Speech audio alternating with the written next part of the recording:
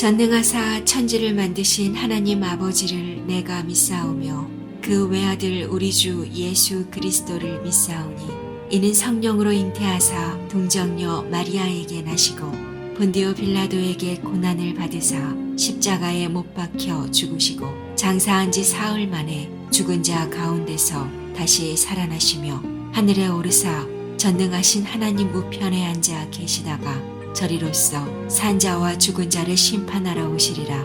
성령을 믿사오며 거룩한 공예와 성도가 서로 교통하는 것과 죄를 사하여 주시는 것과 몸이 다시 사는 것과 영원히 사는 것을 믿사옵나이다. 아멘.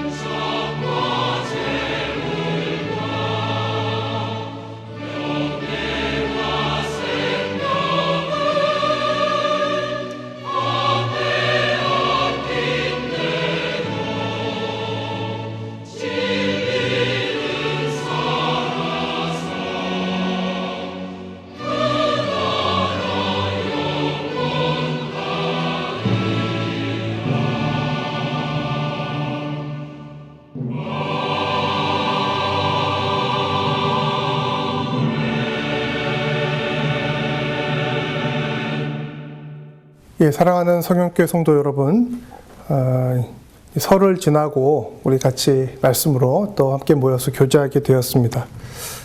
코로나 이 바이러스의 시간이 길어지고 있는데 이 어려운 시간 가운데서도 하나님이 주시는 은혜와 평강이 있기를 원합니다. 우리가 이 세상에서 살고 이 세상에서 누리는 게 전부다라면 참으로 어려운 시기이지만 우리들에게는 놀라운 천국의 소망이 있습니다. 천국의 소망에 대해서 같이 생각해 보고 있는데요. 수요마다. 오늘은 마태복음 14장으로 넘어와서 같이 은혜를 받기를 원합니다. 오늘 같이 볼 말씀은 14장 1절부터 12절까지의 말씀입니다. 제가 읽겠습니다. 그때에 분봉왕 헤롯이 예수의 소문을 듣고 그 신하들에게 이르되 이는 세례 요한이라 그가 죽은 자 가운데서 살아났으니 그러므로 이런 능력이 그 속에 역사하는도다 하더라. 전에 헤롯이 그 동생 빌립의 아내 헤로디아의 일로 요한을 잡아 결박하여 옥에 가두었으니 이는 요한이 헤롯에게 말하되 당신이 그 여자를 차지한 것이 옳지 않다 하였음이라. 헤롯이 요한을 죽이려 하되 무리가 그를 선지자로 여김으로 그들을 두려워하더니 마침 헤롯의 생일이 되어 헤로디아의 딸이 연석 가운데서 춤을 추어 헤롯을 기쁘게 하니 헤롯이 맹세로 그에게 무엇이든지 달라는 대로 주겠다고 약속하거늘 그가 제 어머니의 시킴을 듣고 이르되 세례 요한의 머리를 소반에 얹어 여기서 내게 주소서 하니 왕이 근심하나 자기가 맹세한 것과 그 함께 앉은 사람들 때문에 주라 명하고 사람을 보내어 옥에서 요한의 목을 베어 그 머리를 소반에 얹어서 그 소녀에게 주니 그가 자기 어머니에게로 가져가니라. 요한의 제자들이 와서 시체를 가져다가 장사하고 가서 예수께 아뢰니라. 아멘. 네, 이 말씀은 우리가 아멘으로 받아들이기에는 참 어려운 말씀입니다. 성경에 나오는 많은 이야기들 가운데 가장 좀 비극적이고요. 또 처참한 이야기입니다. 천국의 비밀에 대해서 우리가 쭉 생각해 왔는데 갑자기 이 마태복음 14장에 와서 이런 이 비극적인 이야기가 짧지도 않고 길게 기록이 되어 있으니 좀 난감합니다. 이 세례 요한의 이 비참한 이 죽음의 이야기에서 무슨 은혜가 있을 수가 있을까요? 사실 천국의 이야기는 하나님의 이야기이고요. 이 땅에 이루어진 천국의 비밀은 예수 그리스도의 복음의 비밀입니다. 그러나 오늘은 이 말씀에 본문에 나오는 세례 요한에 대해서 좀 생각을 같이 해보면서 역시 이 사건을 통해서 우리에게 주시는 주님의 말씀, 천국의 비밀이 있음을 같이 깨달았으면 합니다. 세례 요한 어떤 사람이죠? 광야에 외치는 자의 소리라고 스스로 말했습니다. 주의 길을 예비하고 그가 오실 길을 곧게 하는 사람이다 라고 마태복음 3장 3절에 기록이 되어 있습니다. 사람들이 세례 요한을 존경했어요. 오늘 이 14장의 기록을 봐도 헤롯 왕이 어떻게 할 수 없을 정도로 많은 무리들이 세례 요한을 선지자로 존경했습니다. 정치적으로도요, 이런 영향력이 있던 사람입니다. 그러나 이 세례 요한은 우리가 알다시피 스스로 자신을 높이지 않았습니다. 자기를 따르는 많은 제자들을 데리고 무슨 종교를 만들거나 교파를 만들거나 정치운동 하지 않았습니다. 어떻게 했죠?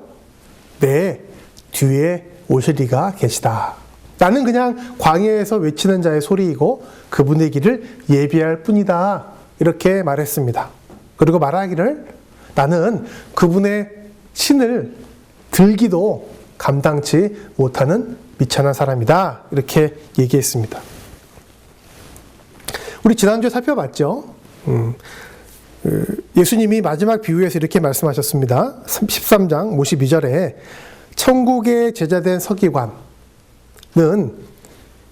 새 것과 옛 것을 그 곳간에서 내오는 집주인과 같이 하나님 나라의 말씀에 충성하는 충실한 제자다. 충성된 제자다. 이렇게 비유하셨어요. 자, 이 비유에 나오는 천국의 제자된 서기관, 저와 여러분이 그렇게 되기를 원하는데요. 성경에 나오는 가장 훌륭한 천국의 제자된 서기관이 있다면 바로 이 세례 요한이 아닌가 싶습니다. 자기가 주인 되려고 하지 않았습니다. 자기가 스타가 되거나 자기가 주인공이 되려고 그러지 않았어요. 뒤에 오실 예수 그리스도를 예비하고 그의 길을 평탄하게 인도하기 위해서, 예비하기 위해서 자기 자신을 내려놓았던 사람입니다.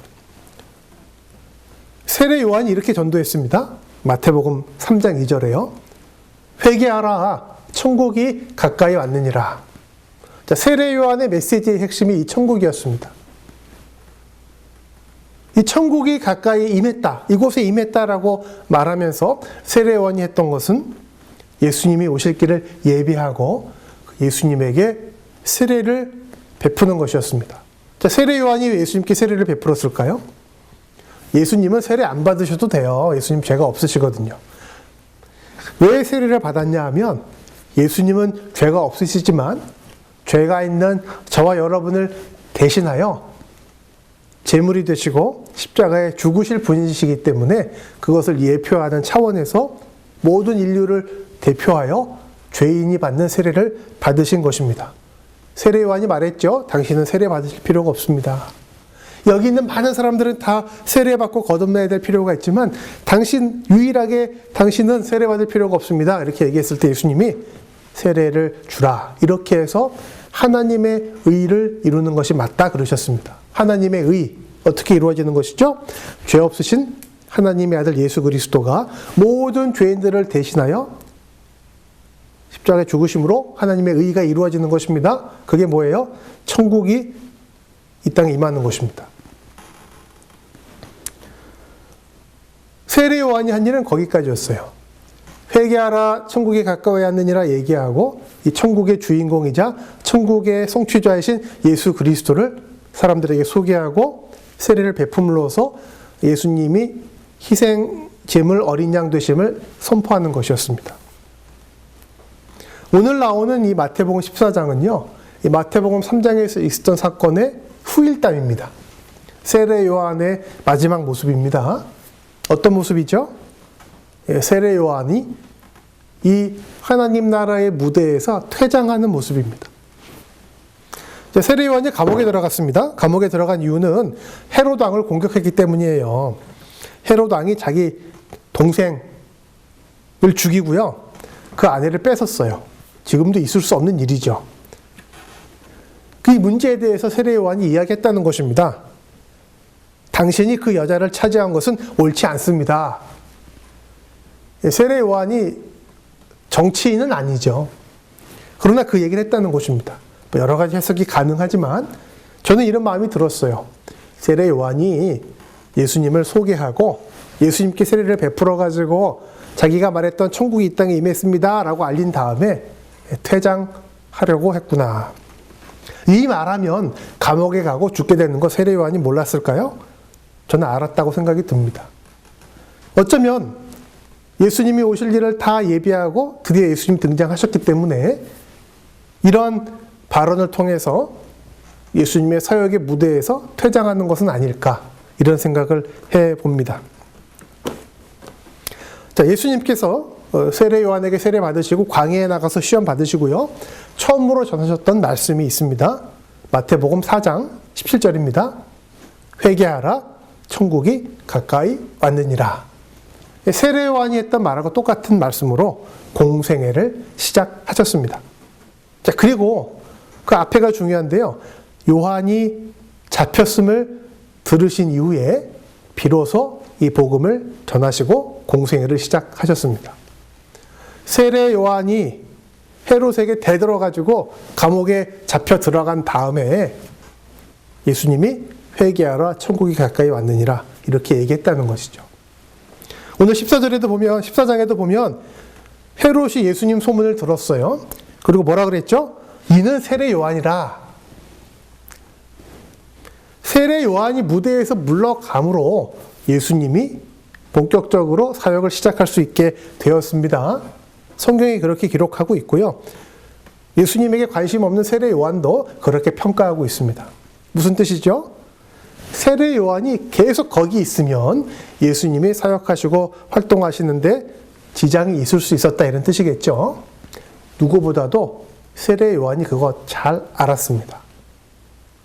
자기는 원하지 않지만 또 그렇게 되지도 않을 거지만 헤롯 왕, 제자들, 수많은 사람들은 세례 요한과 예수님을 딱 놓고 서로 비교하고 경쟁시키고 그러지 않았겠습니까? 세상 사람들은 그런 거 좋아해요. 여론조사하는 거 좋아합니다.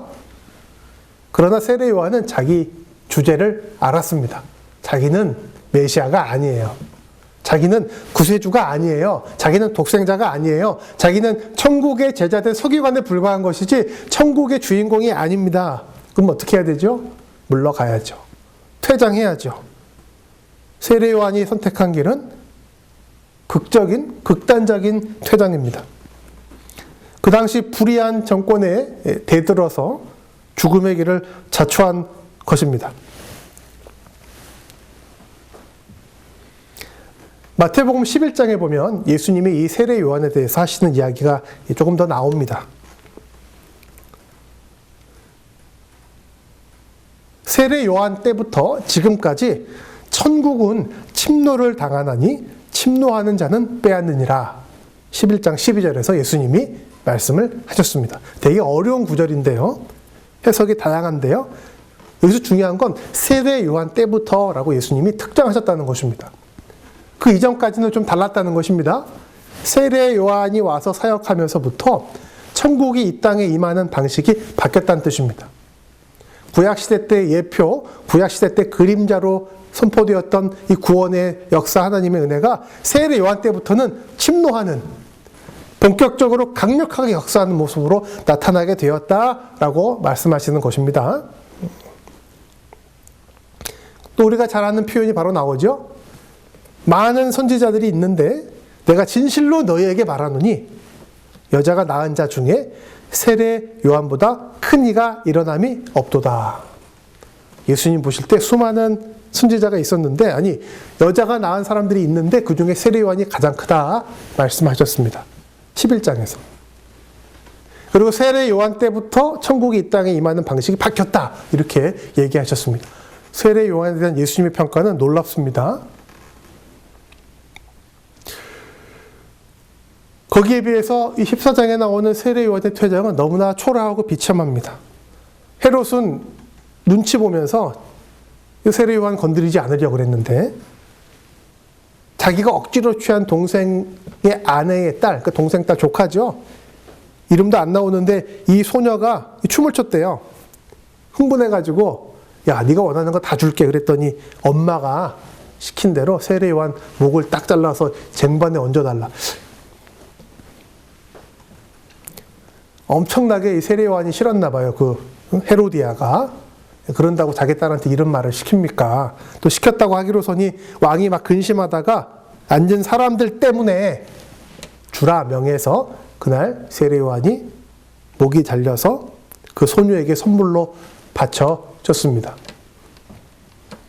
얼마나 비참합니까? 욱 해가지고 이름도 모르는 정신머리 없는 소녀에게 선물로 바쳐지는 세례 요한. 그 이야기입니다. 예. 오늘 두 가지를 생각해보고 적용해 보려고 합니다. 첫째, 세례 요한이 그랬던 것처럼 저와 여러분도 예수 그리스도를 위하여 뒤로 물러설 줄 알아야 됩니다. 자기 자신을 낮출 줄 알아야 된다는 교훈을 이 본문 사건에서 우리가 깨달을 수 있었으면 좋겠습니다. 세상 사람들은요, 어떻게든지 좀 이름을 알리려고, 어떻게든지 좀 인정을 받으려고, 그래서 자기가 원하는 것을 취하려고 애를 씁니다. 뭐 자기 PR의 시대 아니겠습니까? 너도 나도 다 유튜브 만들어가지고 이제 크리에이터라 그러더라고요. 크리에이터. 예. 요즘 애들한테 장래 희망을 물어보면 크리에이터 하고 싶다는 애들이 많아요. 그래서 깜짝 놀랐습니다. 제가 신앙적으로는 창조자란 뜻인데 하나님이 크리에이터지 뭐 자기가 크리에이터가 되려고 그래? 이거 되게 신앙적으로 문제 있는 발언이다 그랬는데 그게 아니고 유튜브 이제 만드는 사람들을 크리에이터라 그런대요. 하여튼 유튜브 만들어서 그럼 뭐냐 그랬더니 이 조회수가 많아야 된다는 거죠. 어떤 교회는요, 이 조회수가 많고 시청자가 많으면 그게 자기 교인수라고 또 얘기하는 분도 있더라고요. 모르겠습니다. 요즘 뭐 그렇게 됐습니다. 하여간 자, 조회수를 높이기 위해서 온갖 노력을 많이 합니다. 별 희한한 일을 많이 하다가 또 뉴스에도 나오고 그러는데 그렇습니다. 이 주목을 받아야 살 수가 있습니다. 또 주목을 받으면 받는 것만큼 이익도 따라오는 이런 시대를 살고 있습니다. 코로나 시기가 길어지면서 오프라인보다 온라인 모임이 많아지니까 이런 부분에서 더 많은 필요와 요구들이 생기는 것 같아요. 천국도 신앙생활도 자꾸 그렇게 오해되는 경향이 있습니다. 우리가 전도하고 신앙생활하고 뭔가를 이렇게 교회 안에서 믿음을 해내면 이거 알리고 싶어요. 이거 사람들이 좀 알고 좀 반응해 주기를 바랍니다. 반응 이야기를 제가 매주 하고 있는데 많은 사람들이 알고 감동받고 좋아하면 좋은 일이죠. 나쁜 거 아닙니다. 그러나 그것을 추구할 때, 거기에 매일 때, 거기에 빠져들 때 문제가 시작될 것입니다. 작게 시작하는 것이거든요. 겨자씨처럼. 사람들의 그 반응이 안 좋을 때가 많거든요. 예수님이 배척 당하신 것처럼. 마지막에 이루어지는 것이거든요. 그물의 비유처럼. 이 천국의 비유 우리가 쭉 살펴봤는데요. 쭉 보면 당장 지금 수많은 사람들의 반응이 아니야라는 이야기를 계속 하고 계십니다. 천국은 감추어진 보화고요. 천국은 겨자씨 하나 같은 거고요. 작은 누룩 같은 거예요. 나중에 어떻게 되죠? 하나님이 키우시고 확장시키시고 성취하시는 것으로 되어 있습니다. 우리는 천국의 제자된 청지기로서 주어진 일을 잘하면 되는 것입니다. 이 잘해야 될 우리의 주어진 일 중에 하나가요. 오늘 세례 요한이 보여주는 것처럼 자기를 낮추고 자기를 숨기는 일일 거예요. 예수님까지 동원하고 하나님까지 동원해서 우리 교회가 어떻게든지 더 많은 주목을 받아야 되겠다라고 생각할 때 천국을 누리는 게 아니라 천국을 이용하고 천국을 나의 필요를 위해서 활용하려고 할 때 우리 그거 누리지 못하게 됩니다. 신앙이 부패하고 교회가 타락하게 됩니다. 세례 요한은요, 많은 걸 누릴 수가 있었습니다. 추종자들이 있었습니다. 그러나 누리지 않습니다. 자기가 취할 수 있는 명예와 이익을 추구하지 않습니다. 예수님을 위해서 내어드립니다. 제자들 다 보내요. 자기는 죽음의 길로 갑니다. 천국 백성이 살아가는 놀라운 비결, 그 은혜를 누릴 수 있는 비결은 나를 낮추고 믿음의 주여 온전케 하시는 예수 그리스도를 높이는 것입니다. 내가 주님을 가리면 안 돼요. 내가 우리 예수님보다 앞서면 안 되는 것입니다. 예수님을 후광을 얻고 예수님을 이용해서 내가 드러나고 우리 교회가 드러나게 되면 천국을 누릴 수가 없습니다. 어떻게 해서든지 나는 무익한 종입니다 이야기하면서 나를 통하여, 우리를 통하여, 우리 교회가 사역을 통하여 예수님만 드러나시면 됩니다. 이런 모습을 보여줄 때 우리 안에 임하는 놀라운 천국의 기쁨과 감격을 누릴 수가 있을 것입니다. 그 천국의 감격과 은혜를 어떻게 누릴까요? 12절의 말씀을 오늘 이 설교의 제목으로 삼아 보았습니다.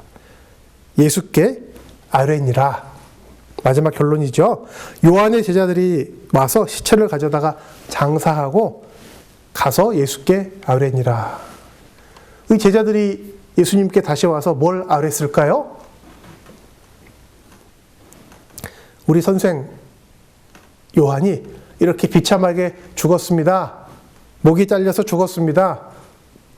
소녀에게 쟁반에 받쳐져가지고 선물이 되어버렸습니다. 라고 얘기했겠지만 예수님이 어떻게 그 말을 들으셨을까 생각해 봅니다. 여자가 낳은 자 중에 가장 위대한 인물이라고 얘기하신 예수님이 이 14장에 나오는 세례 요한의 죽음의 이야기를 들으면서 어떻게 생각하시고 어떻게 말씀하셨을까? 이게 중요한 거 아니겠습니까? 우리가요, 세상에서 예수 그리스도를 드러내고 천국을 드러낸다는 것은 다른 걸 드러낸다는 게 아니에요. 예수 그리스도의 십자가의 은혜를 드러낸다는 것이죠. 그 일을 위하여 나를 낮추고 내 것을 포기하고 심지어 나를 죽기까지 내어드리면 세상 사람들이 볼 때는 그것처럼 비참하고 그것처럼 한심하고 그것처럼 이해가 안 되는 초라한 행동이 없겠지만 그 모든 사건과 이야기를 들으신 우리 예수님의 평가와 말씀이 중요한 거 아니겠습니까? 제자들이 예수께 아뢰었을 때 우리 주님은 이렇게 얘기하셨을 거라고 생각을 합니다. 잘하였다. 착하고 충성된 종아. 하늘에서 내 상급이 크다.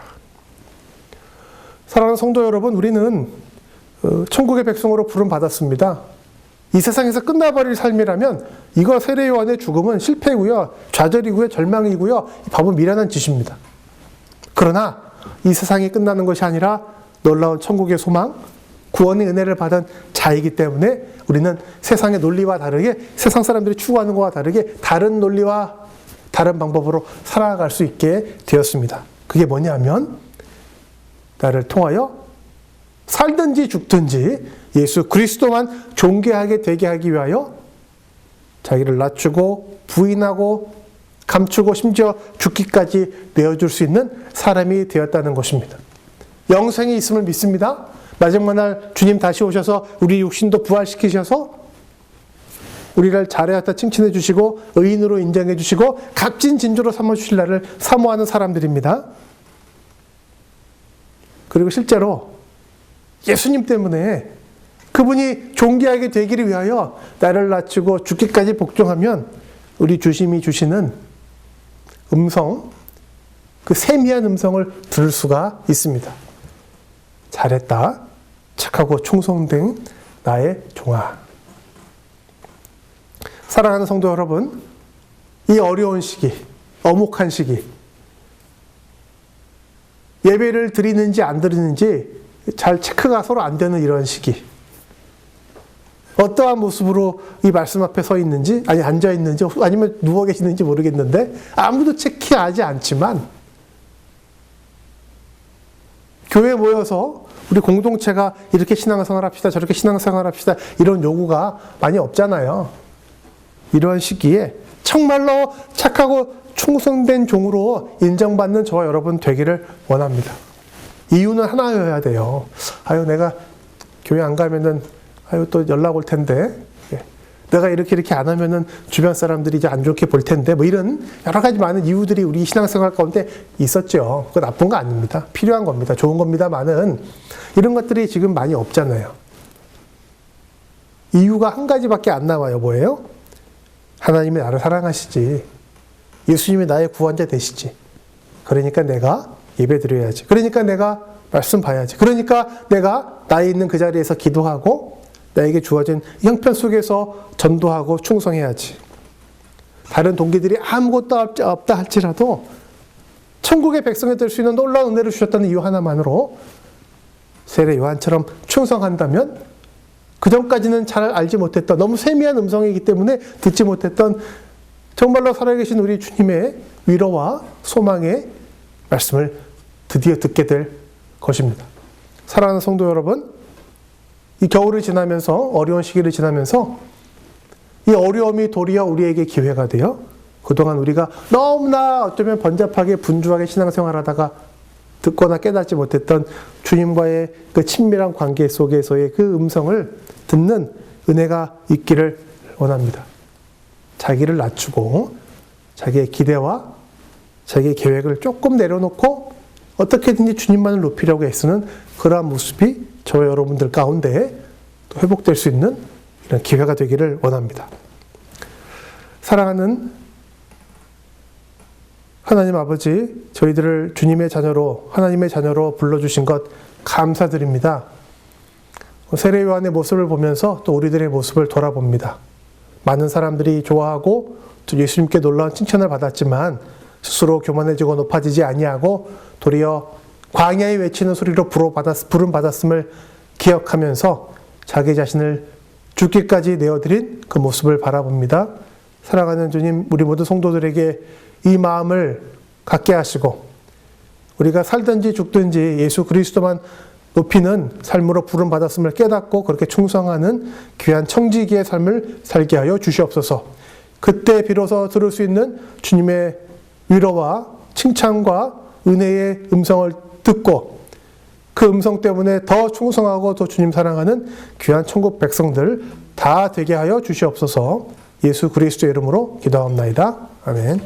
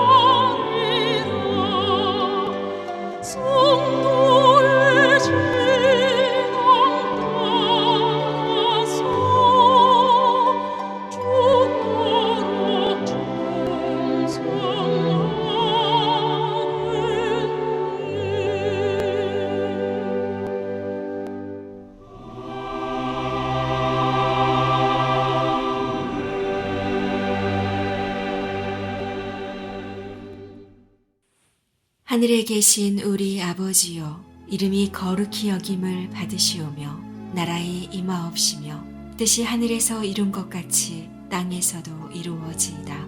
오늘날 우리에게 일용할 양식을 주옵시고 우리가 우리에게 죄 지은 자를 사하여 준 것 같이 우리 죄를 사하여 주옵시고 우리를 시험에 들게 하지 마옵시고 다만 악에서 구하옵소서.